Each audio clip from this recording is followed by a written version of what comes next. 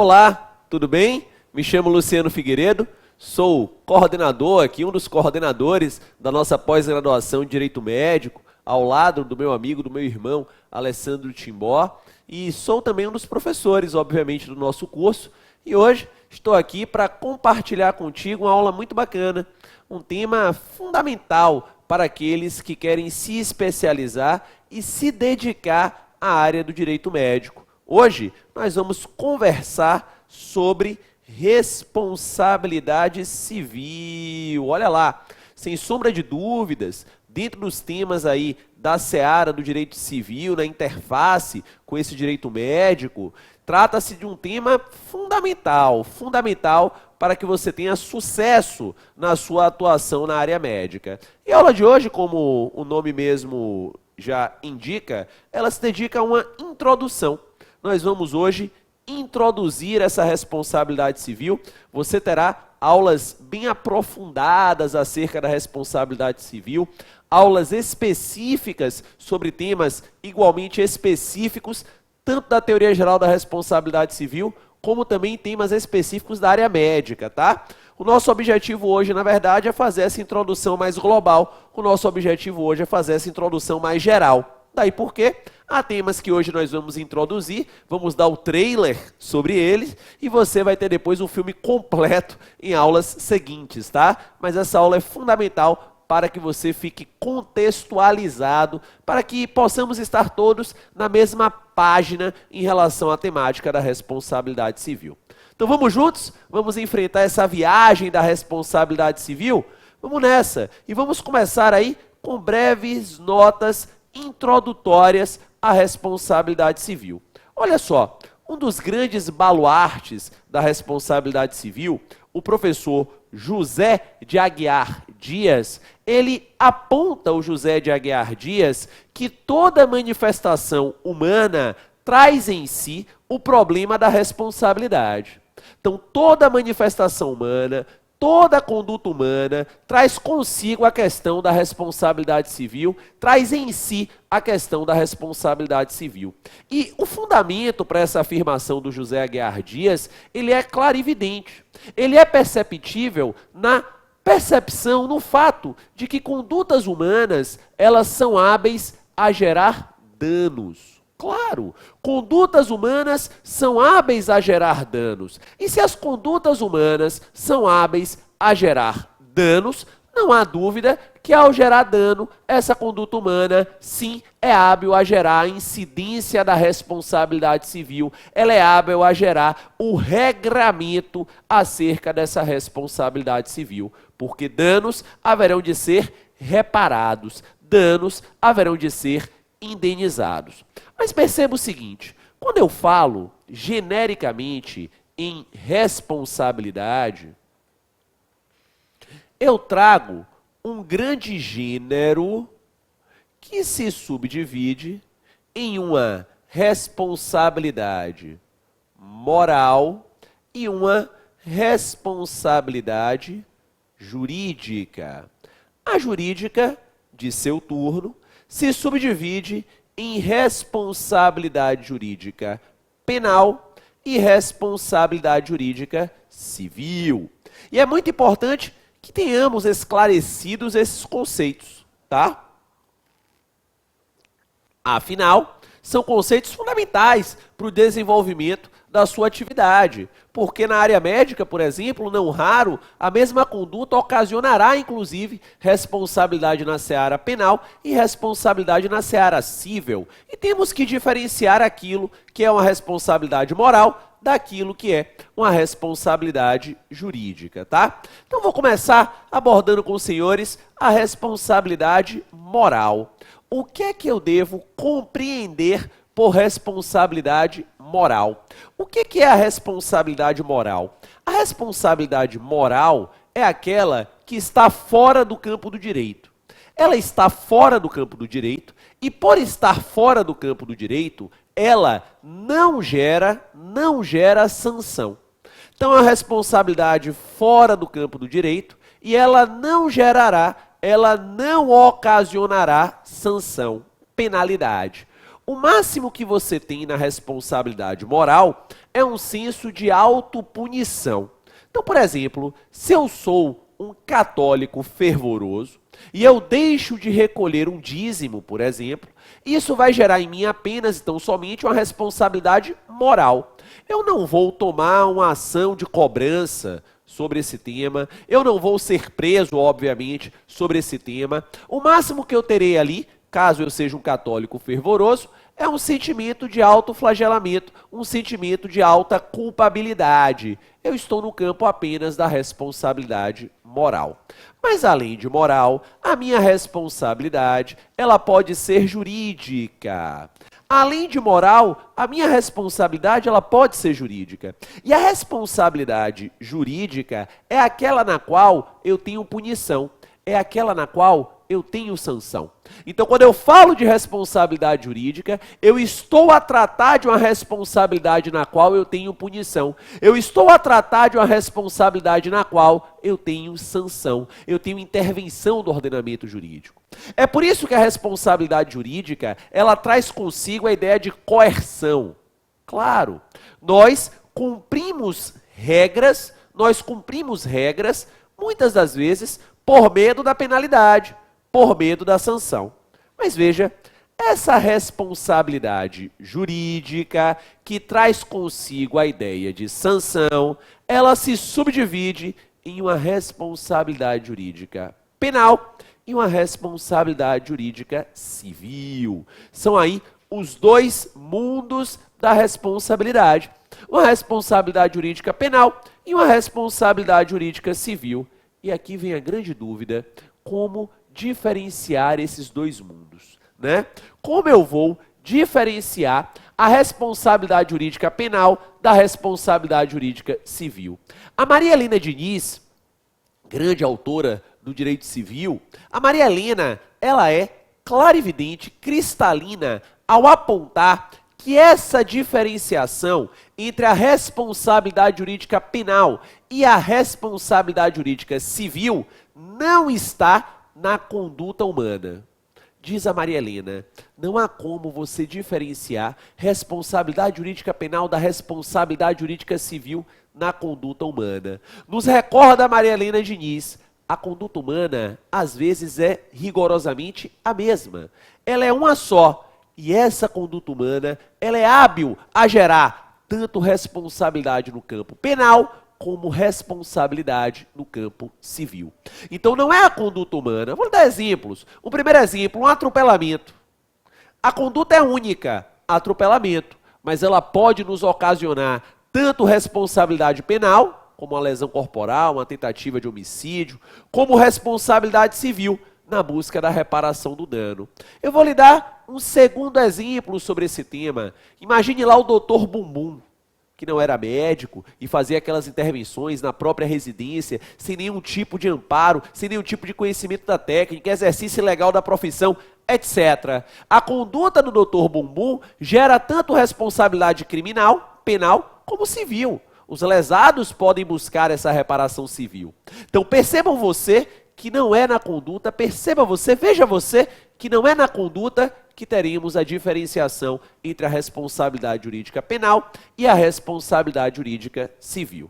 Bem, se não é na conduta que nós iremos ter esta diferenciação, como diferenciar esses dois mundos, da responsabilidade penal e da responsabilidade civil? A Maria Helena Diniz aqui, ela é cirúrgica para nos apontar e nos dizer o seguinte: a diferenciação entre esses dois mundos, entre a responsabilidade jurídica penal e a responsabilidade jurídica civil, está em dois itens. Primeiro item diferenciador, aponta a Maria Helena Diniz. O primeiro item diferenciador está na conduta humana. Na conduta humana não, desculpa, no bem jurídico tutelado. Retifica aí. Então, o primeiro item diferenciador, diz a Maria Helena Diniz, está no bem jurídico tutelado.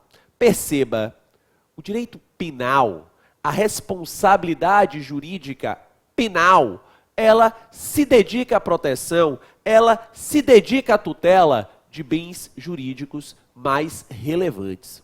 O direito penal, ele protege a vida, por exemplo. Então a responsabilidade jurídica penal, o direito penal, ele se preocupa com bens jurídicos mais relevantes, ao passo que o direito civil se preocupa com os bens residuais. Então o primeiro item diferenciador entre a responsabilidade jurídica penal e a responsabilidade jurídica civil está na conduta humana. Conduta humana não, bem jurídico tutelado. Estou com a conduta na cabeça hoje, hein? Bem jurídico tutelado. Então, primeiro item diferenciador, bem jurídico tutelado. A responsabilidade penal dedica-se à tutela de bens jurídicos mais importantes, a civil a bens residuais. O segundo item diferenciador entre a responsabilidade jurídica penal e a responsabilidade jurídica civil está no nível de intervenção.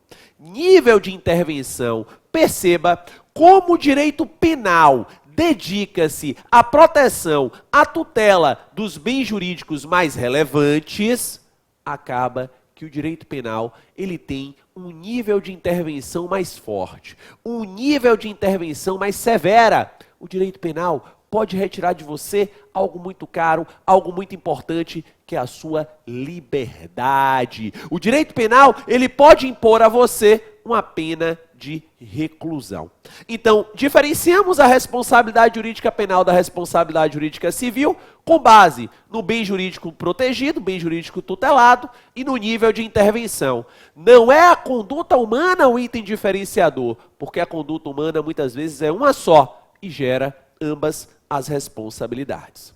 Pois bem, sob o ponto de vista ainda do direito, percebe-se que há entre essa responsabilidade jurídica penal e essa responsabilidade jurídica civil, o que a doutrina chama de uma independência de instâncias. Então eu tenho uma independência de instâncias. Qual é o raciocínio? O raciocínio é o seguinte: a decisão penal, a priori, não toca a esfera civil, e a decisão civil, a priori, não toca a esfera penal. Então temos aqui uma independência de instâncias. Beleza, mas essa independência, meus caros, ela não é absoluta. Essa independência, ela é relativa. Por que ela é relativa, professor? Ela é relativa porque excepcionalmente, repito, excepcionalmente, a decisão penal poderá tocar a esfera civil. Excepcionalmente, a decisão penal, ela pode tocar a esfera civil. Quando é que isso vai acontecer? Nós temos passagens sobre esse tema, tanto no Código Civil, como no Código de Processo Penal. O Código Civil, começando por ele, lá no artigo 935, admite o seguinte: a responsabilidade civil é independente da criminal, ok. Entretanto, não se pode mais questionar sobre a existência do fato. Isso é o que nós chamamos de materialidade. Ou sobre quem seja o seu autor. Isso é o que nós chamamos de autoria. Quando estas questões se acharem decididas no juízo criminal. Beleza? Então, se lá na esfera penal houve uma decisão acerca da materialidade ou acerca da autoria, essa decisão toca a esfera civil. Ela faz coisa julgada no civil, no que tange a materialidade, no que tange a autoria. Daí porque a gente costuma dizer na doutrina que a negativa da autoria ou a ausência da materialidade, negativa da autoria ou ausência da materialidade, reconhecidas na esfera penal, impedem a pretensão civil, fulminam a pretensão civil. Explico.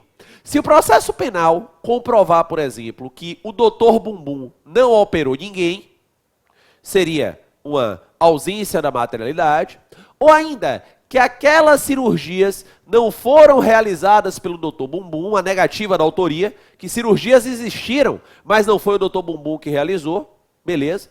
Neste caso, obviamente, as ações indenizatórias cíveis em face do doutor Bumbum não irão para frente, né? Claro, serão fulminadas. Então, se a esfera penal informar que não houve o fato, ausência da materialidade, ou que o sujeito acusado não praticou o fato, negativa da autoria, obviamente que cai a ação cível.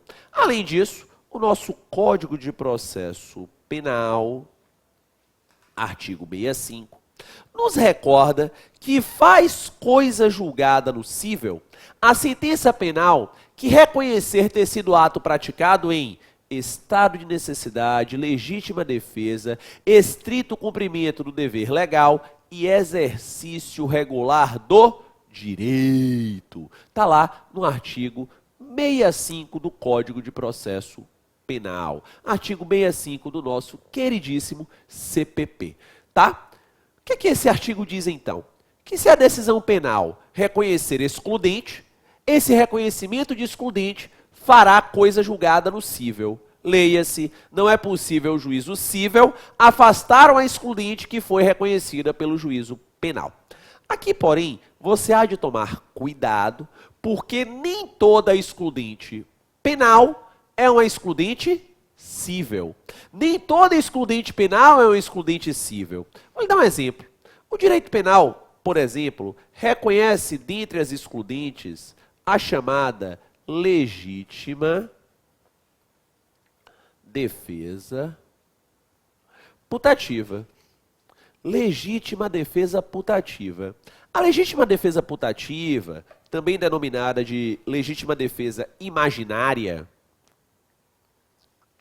ela se configura quando o sujeito imagina estar diante de uma agressão injusta, atual ou iminente e reage, mas ele não estava diante dessa agressão injusta, atual ou iminente.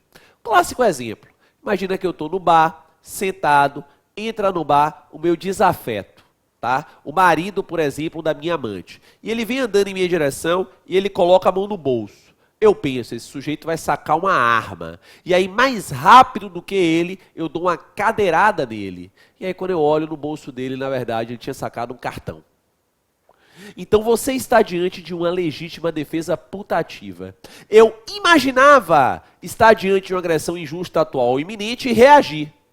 Isso na esfera penal é excludente. O juízo penal pode reconhecer essa legítima defesa putativa. E ao reconhecê-la, o juízo cível não pode afastar. Então, se o juízo penal diz que teve legítima defesa putativa, o juízo cível não pode dizer que não houve. Todavia, senhores, essa legítima defesa putativa, apesar de ser um excludente penal, ela não é um excludente civil. Não. Leia-se, mesmo diante da legítima defesa putativa, você poderá determinar o dever de indenizar. Então o juízo cível vai dizer, ok, teve a excludente já reconhecida lá na esfera penal, que é a legítima defesa putativa, todavia, essa excludente não é excludente aqui no cível. Aqui no cível, teremos sim o dever de indenizar. Beleza? Então, perceba que, se a decisão penal versar sobre materialidade, autoria ou excludente, ela tocará excepcionalmente a nossa esfera cível. Daí porque essa independência de instâncias entre a esfera criminal e a esfera civil é uma independência relativa. Beleza?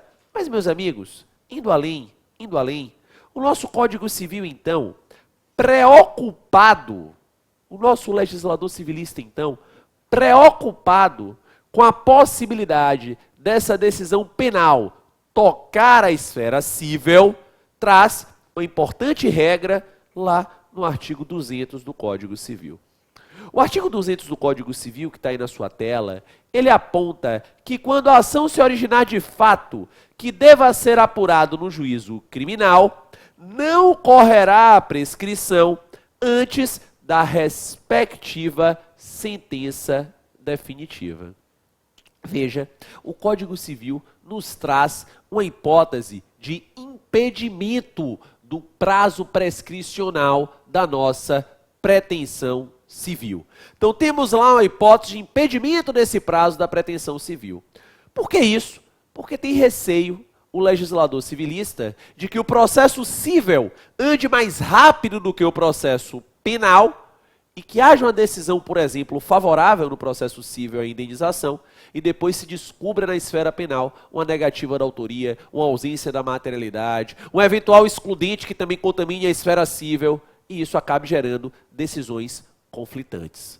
Por conta disso, diz o juízo cível, tá? Se o fato originariamente deve ser apurado no juízo criminal, o prazo prescricional da pretensão civil fica impedido. No exemplo dado há pouco do doutor Bumbum, as vítimas ou os parentes das vítimas, já que algumas delas morreram, na verdade, devem aguardar, ou podem aguardar, melhor dizendo, o encerramento da apuração criminal para então ajuizar a pretensão cível, porque o prazo prescricional só vai começar a correr do trânsito em julgado lá da nossa decisão penal. Luciano, e se eu não quiser aguardar? Imagine que eu não quero aguardar. Imagine que eu quero logo ajuizar as duas ações concomitantemente. Posso? Pode. Pode. O que você tem aqui é uma faculdade. Mas veja, nesse cenário, o CPC, Código de Processo Civil, faculta ao magistrado que suspenda a ação cível até o trânsito em julgado da decisão penal. Afinal de contas, galera, vai que o juiz faz instrução, sentencia, etc. E depois lá na decisão penal tem uma negativa da autoria, uma ausência da materialidade. É um trabalho que vai por terra, né? Então, para se evitar esse trabalho que seria desperdiçado, o juiz pode sim suspender esse processo, o juiz pode sim suspender esse encaminhamento da ação. Beleza? Ok? Senhores, obviamente que o nosso encontro hoje, né, ele se volta para a responsabilidade jurídica civil. Esse é o nosso mote de análise. Não se preocupem, porque os senhores terão aulas dedicadas à responsabilidade jurídica penal também, tá? Os senhores terão aulas dedicadas também à responsabilidade jurídica penal. Mas hoje nós estamos dando nosso pontapé inicial nas questões afetas à responsabilidade jurídica civil. Dito isso, então, eu avanço ao item 2, para trabalhar com esse conceito de responsabilidade civil, né? Aprofundar algumas ideias aí sobre algumas distinções relevantes acerca deste tema. Afinal, o que eu devo entender então, professor? O que é que eu devo compreender então por responsabilidade civil, né? Então, o que é que eu entendo, o que é que eu compreendo por responsabilidade civil? Veja, a análise do conceito de responsabilidade civil na leitura doutrinária nos remete a análise de um conceito reducionista e de um conceito ampliado. Então, nós temos um conceito reducionista e nós temos um conceito ampliado. Eu vou começar com o nosso conceito reducionista, tá? Então, eu vou iniciar com ele, o conceito mais reducionista, um conceito mais simplificado. Diz a doutrina, responsabilizar civilmente é imputar ao lesante. Então, responsabilizar civilmente é imputar ao lesante o dever de indenizar integralmente o dano ocasionado.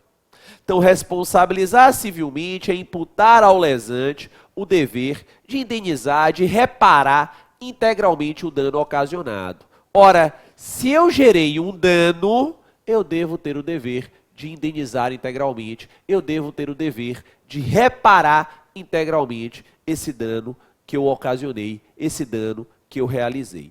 Esse é o nosso conceito reducionista de responsabilidade civil. É o conceito, por exemplo, que está na obra dos professores, meus amigos, meus irmãos, Pablo Stolz e Rodolfo Pamplona. O Pablo diz que ele tem uma neurose de clarividência, uma neurose didática, e ele opta por iniciar o tratamento com o conceito reducionista, para que o leitor logo ele tenha ali acesso àquele conceito de uma maneira bastante clara. Eu também faço isso lá nas minhas sinopses, no meu volume 11, da editora Juispódio. Começo com o reducionista, mas veja, para além do conceito reducionista, isso também eu trabalho em meu livro, nós temos um conceito ampliado. Nós temos um conceito ampliado. O conceito ampliado, um conceito um pouco mais técnico, que é trabalhado, por exemplo, pelo professor Sérgio Cavalieri, desembargador do Rio de Janeiro, e que tem uma obra referência, o chamado Programa de Responsabilidade Civil.